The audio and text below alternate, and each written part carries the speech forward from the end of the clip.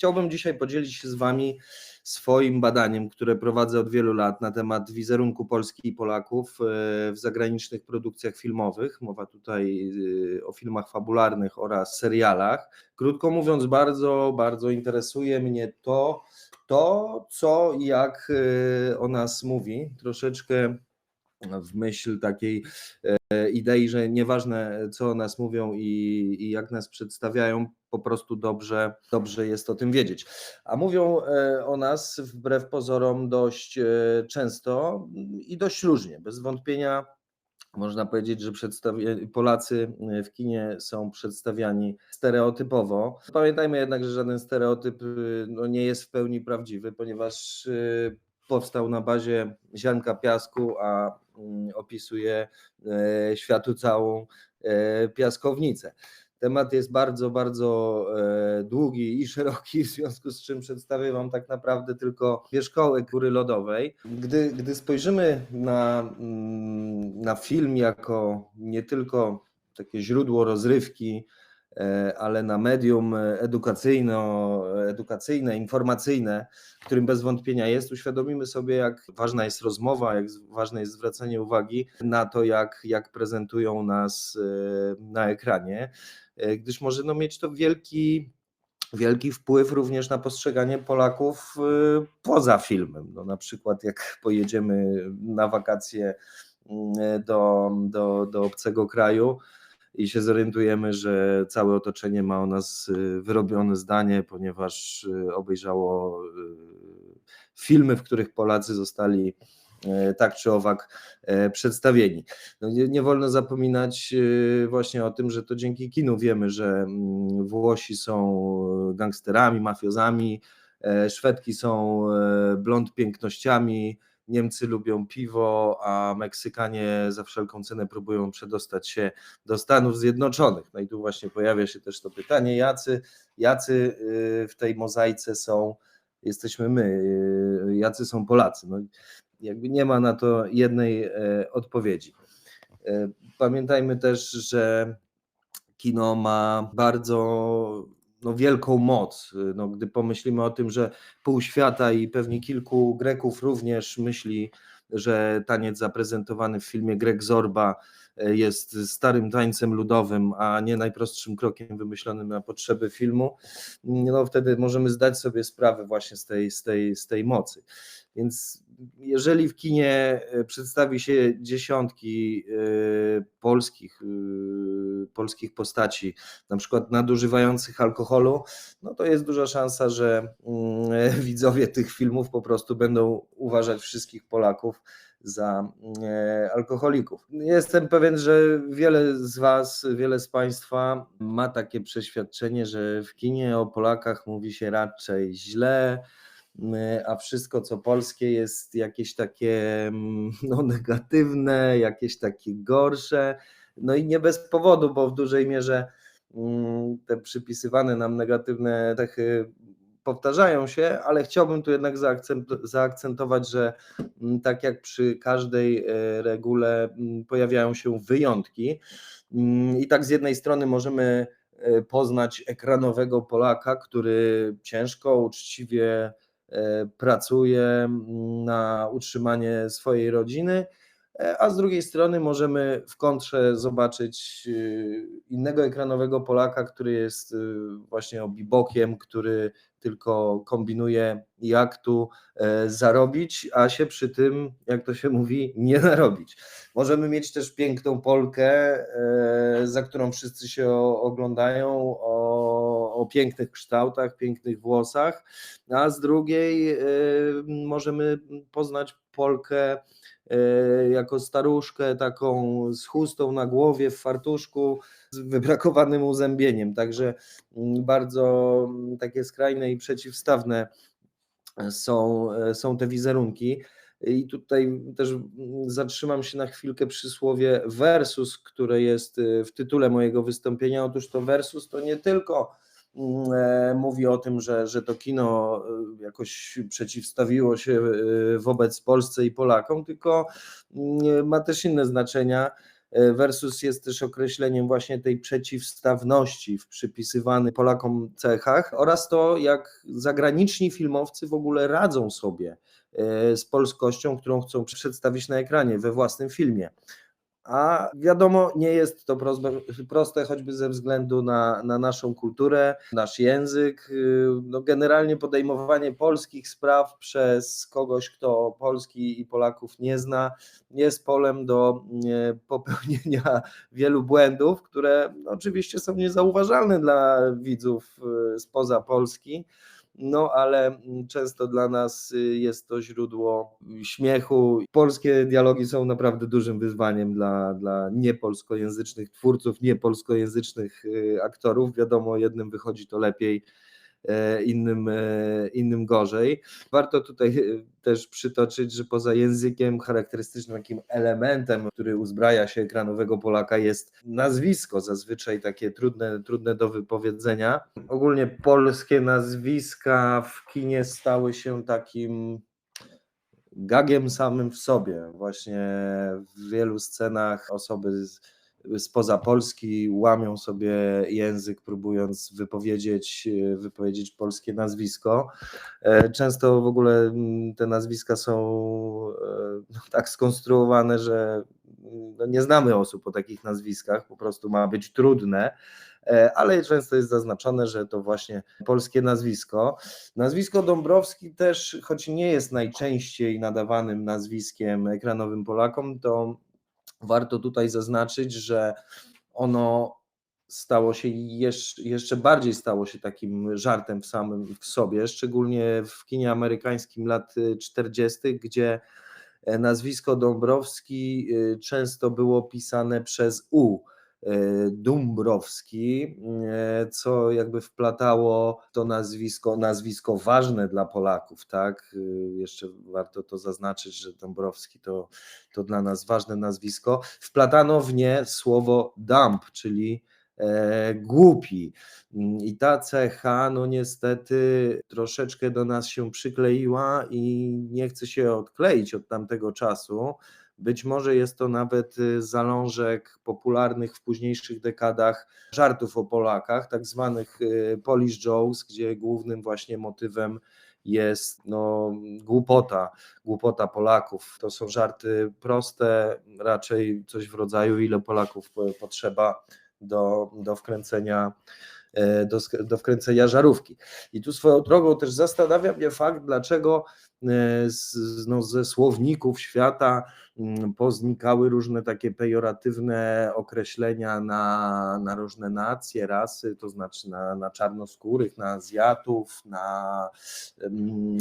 nawet na homoseksualistów, jakby język się zmienia wobec różnych grup społecznych, a określenie Polak, oczywiście pejoratywne, oznaczające Polaczka, no ma się dobrze. Nikt nie ma z tym problemu. W kinie wielokrotnie możemy doświadczyć tego nieprzyjemnego słowa. Powszechne przekonanie jest takie, że temat Polski i Polaków jest raczej poruszany incydentalnie w kinie i oczywiście biorąc pod uwagę ilość produkowanych produkcji na świecie każdego roku, można by stwierdzić, że to prawda, ale podczas mojego wieloletniego badania udało mi się dotrzeć już do ponad 3000 tytułów, w których znalazły się choćby wzmianki o Polsce, o polskiej postaci.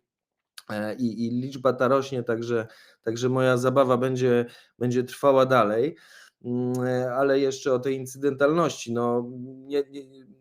Nie zgodziłbym się, żeby powiedzieć, że Polacy są rzadko przedstawiani w kinie, bo takich ekranowych Kowalskich można spotkać zarówno na lądzie, w powietrzu, w kosmosie, jak i pod wodą. Można ich spotkać w filmach wyprodukowanych na wszystkich kontynentach. Konkretnie dotarłem do filmów wyprodukowanych przez 51 krajów oraz do 28, które występowały w roli koproducentów.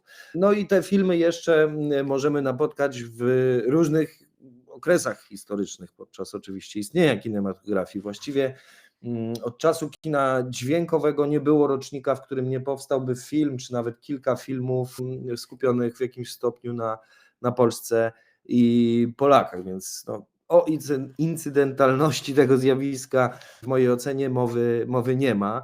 Takim zainteresowaniem nie mogą się poszczycić, nie wiem, Czesi, Węgrzy, Rumuni, Łotysze i wiele innych krajów nam bliższych geograficznie.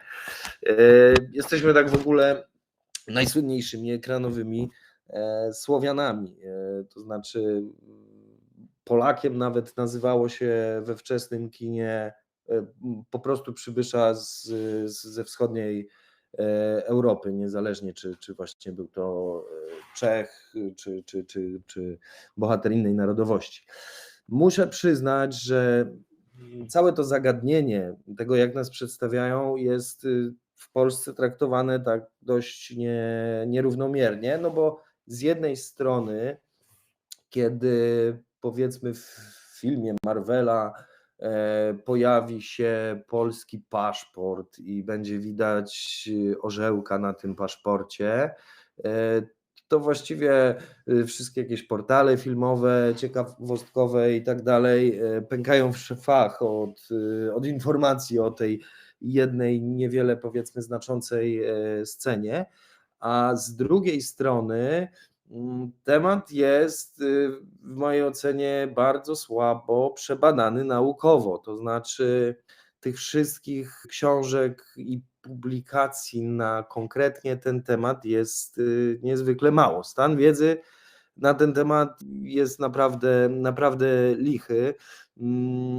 Szczerze mówiąc, to znalazłem zaledwie kilka książek i publikacji na ten temat i jeszcze spora część z nich została stworzona poza Polską, także na naszym podwórku jakby temat troszeczkę schodzi na dalszy plan i nie spotyka się z jakimś dużym zainteresowaniem, czy to filmoznawców, czy kulturoznawców, nawet może socjologów, chociaż no właśnie z tej pierwszej strony jakby widzowie wykazują zainteresowanie.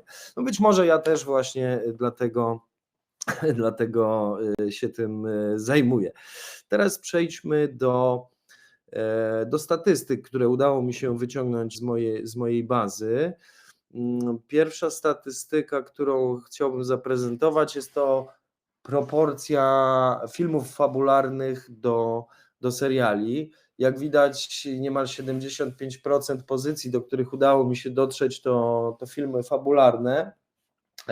Jednak no, nie chciałbym tutaj jakiejś rywalizacji między filmami a serialami wprowadzać, ponieważ no, mierzę je troszeczkę inną miarą, ponieważ no, niektóre z seriali zawierają nie jedno, a wiele nawiązań do Polski, a ponadto serialowe postaci o polskim rodowodzie, które na przykład pojawiają się co kilka odcinków, pojawiają się cyklicznie, mają szansę mieć dużo większy wpływ na postrzeganie Polaków niż jakaś tam pojedyncza wzmianka w filmie fabularnym. Ponadto nie możemy zapominać o tym, że historia samych seriali jest no, krótsza niż historia filmów. Myślę, że tutaj mowa jest o 4 czy może nawet 5 dekadach różnicy, ponieważ boom na seriale gdzieś tam rozpoczął się pod koniec lat 40. właściwie, no i w 50. rozkwitał.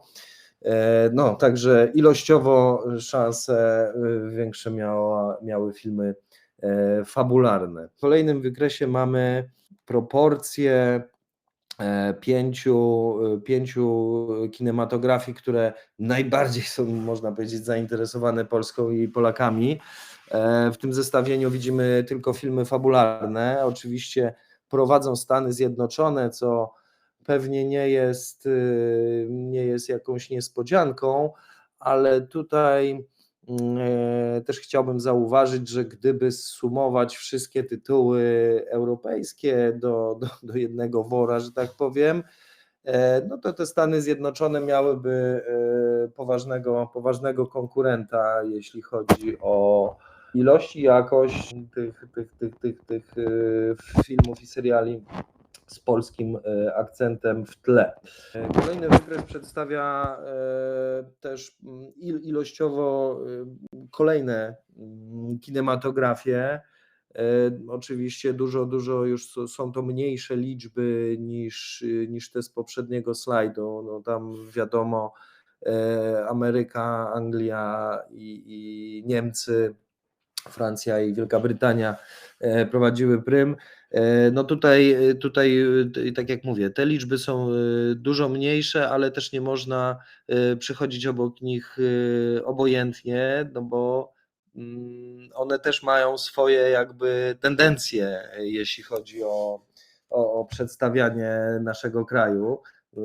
To znaczy w kinie hiszpańskim mogą być to zupełnie inne wątki niż w kinie na przykład brytyjskim.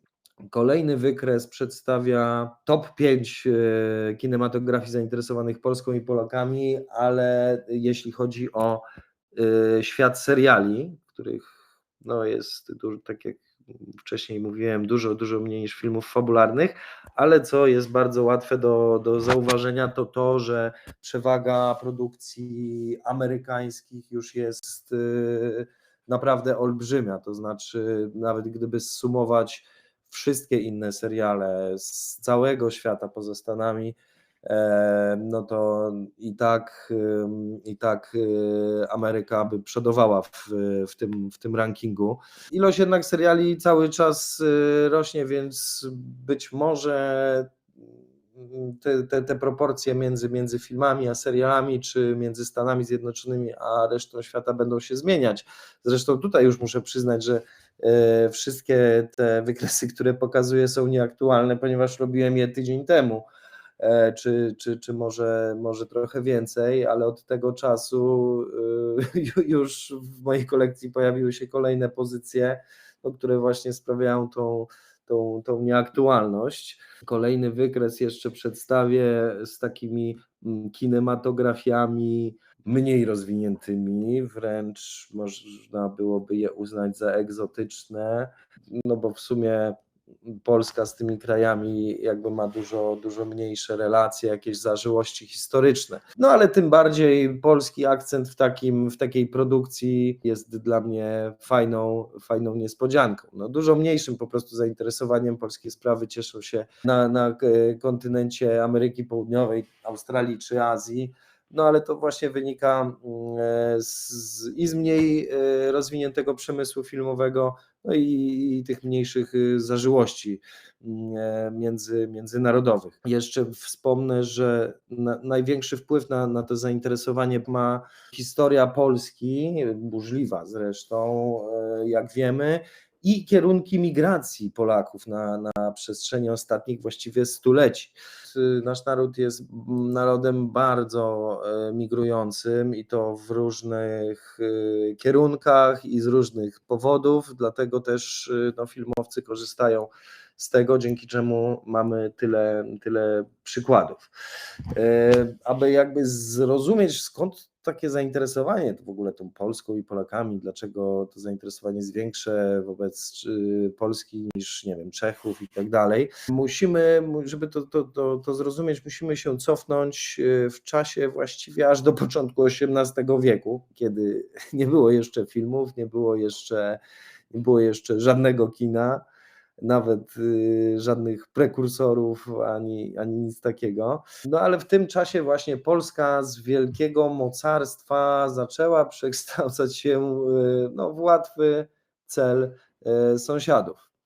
Utrata suwerenności spowodowała, że przed rozbiorem kraje sąsiednie wytoczyły nam wojny kulturowe, której ślady no niestety właśnie możemy widzieć jeszcze dzisiaj, no bo wtedy powstawały jakieś legendy o Polakach, te legendy przekształcały się w wiersze potem w książki w sztuki teatralne, operetki i te operetki potem ktoś zaadoptował na ekran, także ma to ze sobą niezwykle silny związek. Jak wspominałem, niestety opiszę tylko wierzchołek góry lodowej. Gdybyście Państwo chcieli zagłębić ten temat, poczytać o wielu ciekawostkach związanych właśnie z tym tematem, to zapraszam na Instagrama, gdzie w miarę cyklicznie przedstawiam takie fanfakty związane z wizerunkiem Polski i Polaków w zagranicznych produkcjach, oraz na bloga polskiemotywyfilmowe.com, gdzie szerzej już opisuję poszczególne tytuły bądź zjawiska związane z naszym krajem w kinematografii. Dziękuję bardzo.